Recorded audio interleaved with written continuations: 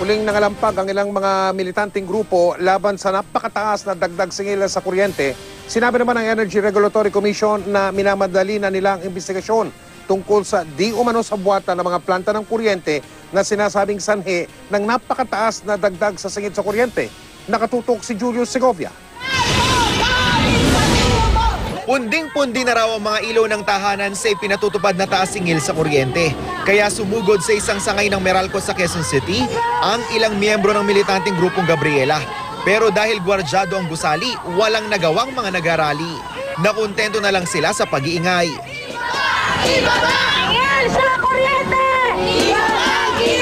Baliwala raw ang paunti-unting dagdag singil sa kuryente dahil ipapasa rin kalaunan ng Meralco ang interes ng ipinaluwal nilang pera sa mga customer. Bilang protesta, uulitin daw nila ang lights out sa Biyernes. Hinikayat nila ang publiko na makilahok sa isang oras na pagpatay sa ilaw mula alas 6 ng gabi hanggang alas 7. Yung pundidong ilaw ng tahanan magpapatay ng ilaw sa Disyembre 20 para ipakita yung protesta sa Meralco at kahit man lang kaunti mabawasan yung limpak-limpak na milyong pisong kinikita ng Meralco. Ayon sa Energy Regulatory Commission, minamadali na nila ng Department of Energy o DOE at Philippine Electricity Market Corporation o PEMC ang tripartite investigation kaugnay sa umano'y sa buwatan ng mga power plant para pataasin ang presyo ng kuryente sa merkado.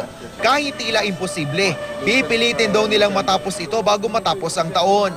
Sakaling mapatunayang may naganap na sabuatan, pwede raw ipabalik sa mga power generator ang sobrang singil nila sa Meralco para kalaunay maisauli rin ito ang pera sa mga consumer.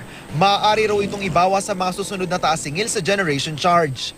Hindi lang taas singil sa kuryente ang ipinoprotesta ng militanteng Anak Pawis. Pabigat din daw sa bulsa ng mga motorista ang walang puknat na taas presyo sa mga produktong petrolyo. Ito ay bahagi ng pagkokondina sa kawalan, kawalang aksyon ng gobyerno ni Noynoy Aquino sa hindain ng mamayang Pilipino. Sa taya ng ilang industry sources, bababa ng hanggang 50 sentimo kada litro sa diesel. Bagaman posibleng tumaas ang presyo ng gasolina sa parehong halaga.